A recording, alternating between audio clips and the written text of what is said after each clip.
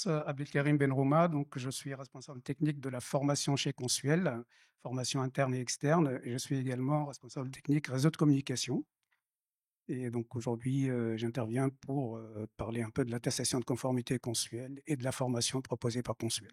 Est-ce qu'on peut dire donc, on peut détailler les différentes attestations de conformité? Parce que vous avez des attestations que vous délivrez? Oui, tout à fait. Et Donc, rappeler qui vous êtes, ce que vous faites, effectivement, ce donc, cadre-là. un petit rappel concernant le Consuel. Le Consuel, c'est une association loi 1901 qui a été créée en 1964. Donc cette année, on a fêté nos 60 ans.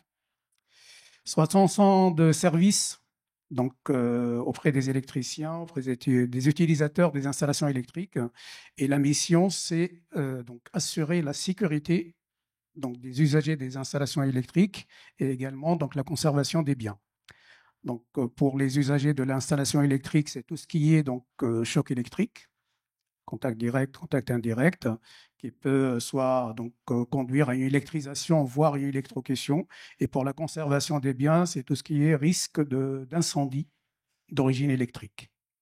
Le consuel vise des attestations de conformité après s'être assuré que l'installation électrique est en sécurité. Donc le contrôle de l'installation fait par consuel porte principalement sur les points de sécurité de l'installation. Et depuis 2004, donc le consuel est reconnu comme étant un organisme d'utilité publique. Alors, juste pour rentrer dans ce détail, parce que vous faites pas, les électriciens le savent, hein, mais il y a des Oui, maîtres d'ouvrage qui nous écoutent également. Vous n'allez pas sur le terrain sur toutes les installations, donc vous avez des échantillonnages. Comment vous justement. faites là, Le oui. consuel fait ce qu'on appelle donc des visites par sondage. Ouais. Ça veut dire que en fonction de l'historique de l'installateur, donc le consuel décide s'il va donc contrôler l'installation ou pas. C'est un contrôle par sondage orienté. Ce qui veut dire qu'en connaissant les installateurs par rapport à leur réalisation, on juge s'il est opportun d'aller les contrôler sur telle ou telle installation ou pas. Oui, on peut imaginer un scoring, alors on appelle ça ce mot-là. Vous avez un score et en fonction, si vous installez mal, donc du coup, on va venir vous contrôler plus Voilà, souvent, hein. effectivement. Donc c'est en fonction donc, des précédents contrôles de Ouais. l'installation, de l'installateur. Donc si on voit que l'installateur donc, fait des installations avec beaucoup d'anomalies, on va le contrôler plus souvent que quelqu'un qui réalise des installations conformes. Ouais. Voilà. Donc, c'est ce qu'on appelle le sondage orienté et qui permet donc de porter vers le haut donc, les connaissances et les compétences des installateurs, notamment ceux qui ont du mal à réaliser des installations conformes. Donc, on va les accompagner plus que ceux qui ont des compétences et des connaissances et qui réalisent donc des installations qui respectent les règles de sécurité. Oui. Une autre question, on va en parler avec EDF cet après-midi. Je sais qu'avec Consuel et EDF, sur le photovoltaïque, vous avez mis en place des programmes de formation. Quand vous constatez des défauts qu'il y a sur des installations, après vous venez former les installateurs pour qu'ils montent en compétences. Est-ce que sur la partie IRVE, vous faites la même chose? Sur la partie IRV, donc, le consuel propose la formation de niveau 1, donc, qui porte sur les règles de l'art de la mise en œuvre d'une installation IRVE.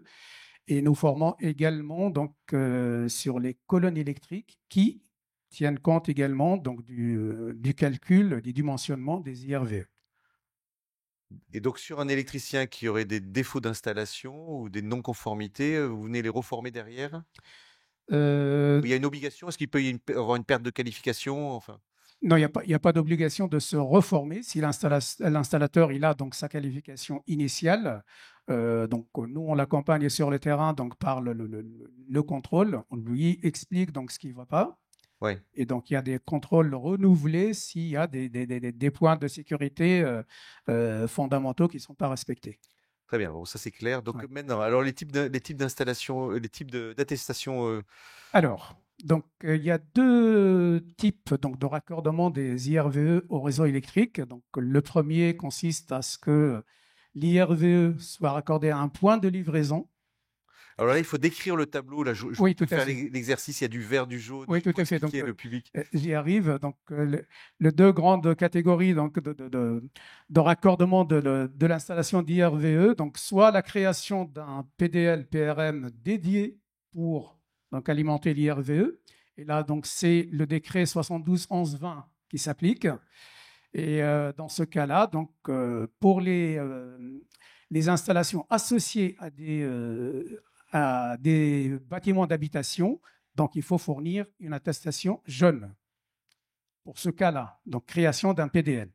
Pour les autres bâtiments, donc par exemple les bâtiments recevant du public ou des travailleurs, et pour les IRVE qui ne sont pas associés à un bâtiment, ce sont des attestations vertes qu'il faudra fournir. Donc les autres, c'est les bâtiments LRP, par exemple, ERP tertiaires. tertiaires, recevant des travailleurs. Ouais. Donc, pour ces bâtiments-là, quand il s'agit d'une IRVE donc associée à la création d'un nouveau PDL, c'est une attestation verte qu'il faudra fournir. Également pour les installations sur la voie publique qui ne sont pas, elles, associées à un bâtiment. La deuxième façon de raccorder une IRVE, c'est de la raccorder, ce qu'on appelle le raccordement indirect, où on vient alimenter l'IRVE sur un point de livraison existant. Et dans ce cas-là, donc il y a on distingue deux situations, soit donc le point de livraison où l'installation, donc IRVE, la puissance de l'installation IRVE ne dépasse pas 36 kW. Et dans ce cas-là, donc on est en puissance limitée. Pour la maison individuelle, il n'y a pas d'obligation d'attestation de conformité si on se raccorde sur un point de livraison existant. Mais l'installateur, il peut déposer une attestation de conformité pour s'assurer de la qualité de réalisation de son installation. Pour les bâtiments hors habitation, il n'y a pas d'obligation non plus quand il s'agit de raccordement indirect pour une puissance inférieure à 36 kW. D'accord ? Pour les puissances surveillées, donc puissance supérieure à 36 kW pour l'IRVE ou un PDL qui dépasse les 36 kVA, dans ce cas-là, l'attestation devient obligatoire. Pourquoi elle devient obligatoire ? Parce que ce qu'il faut vérifier, c'est la compatibilité entre la partie neuve de l'installation, qui est l'IRVE, et la partie existante. Il ne faut pas que la partie rajoutée sur le point de livraison mette en cause la sécurité de la partie existante, notamment pour les puissances surveillées. Donc, il y a un calcul à faire. Et pour ces installations, donc, il faudra fournir l'attestation de conformité, mais également un dossier technique dans lequel l'installateur doit regarder les courants de court-circuit et les pouvoirs de coupure des protections qu'il met en place au niveau de l'installation. Donc, ce dossier technique est analysé par les techniciens consuels et donc, lors de la visite sur site, il est pris par l'inspecteur avec l'attestation de conformité pour voir les éléments qui caractérisent l'installation qui a été mise en place. D'accord ? Alors, comment le consuel accompagne donc les installateurs au niveau de l'IRVE ? Donc, comme j'ai dit tout à l'heure, donc on les accompagne par la formation des niveaux P1, la formation qualifiante également sur les colonnes électriques. Donc, sur les colonnes électriques, il y a deux formations. Une formation destinée aux installateurs électriciens qui dure 2 jours et dans laquelle on aborde l'IRVE, et une formation qui concerne les chargés de travaux, d'accord, chargés d'études.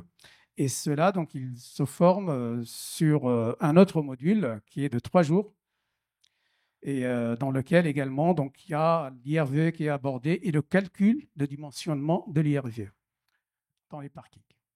Alors, vous voyez souvent, merci pour ces précisions, vous voyez des non-conformités, j'imagine. Oui. Donc, la question que j'avais envie de vous poser, c'est est-ce qu'il y en a plus en IRVE que dans les autres installations électriques? Et quel type ça c'est pour faire progresser notre public, quel type de non-conformité vous voyez le plus souvent? Est-ce que vous avez des stats là-dessus à nous donner? On a des stats, donc ceux de 2024 ne sont pas encore sortis, mais les principales donc, anomalies qu'on rencontre, c'est plutôt donc, de la mise en œuvre la mise en œuvre, donc en termes soit en dimensionnement qui n'est pas adapté d'une protection, soit donc un câblage qui est mal dimensionné. Voilà, ce sont des points qu'on rencontre assez Ouais, souvent. Les problèmes de mise à la terre aussi qui reviennent assez souvent. Donc, ouais. ce qu'il faudra retenir, c'est que même si on est dans l'existant, il n'y a pas de mesure compensatoire à l'absence de prise de terre. Donc, pour installer une IRVE, il faut absolument avoir la possibilité de créer une prise de terre pour que l'IRVE puisse fonctionner. Et on a une idée du pourcentage de dossiers sur lesquels il y a des... Je ne les ai pas en tête, Parce qu'il y a donc les non-conformités qui oui. sont graves et pas graves, ou vous avez un nom là-dessus On a donc les résultats de 2023. Il y a à peu près plus de 40% donc d'installations non conformes, Ouais, dont à peu près 3% d'installations dangereuses ouais. sur lesquelles le consuel est retourné pour une deuxième visite pour s'assurer que les anomalies graves ont été levées. Oui, parce que les anomalies graves, donc du coup, là, on ne peut pas mettre en tension. Là, Ah, tout à fait. Donc, s'il y a une anomalie qui porte atteinte à la sécurité, jugée grave, l'installation n'est pas mise donc en service. si c'est non grave, on peut la Il mettre y en a, service. il y a des anomalies donc, où on demande à l'installateur de lever l'anomalie, de nous prouver qu'il a levé l'anomalie. Ouais. Et c'est pas bloquant donc, pour le visa de l'attestation. Mais s'il y a un point de sécurité important donc qui n'a pas été respecté, le consuel retourne sur site pour s'assurer que ce point a été bien traité et que l'installateur a levé l'anomalie. Non, mais c'est super, donc ça nous rassure sur la qualité des installations. On trouve une petite différence au niveau comment dirais-je, des taux, mais ça reste quand même des installations électriques qui mettent en jeu des puissances importantes. Et donc, on fait très attention à ce que ces installations soient sécurisées.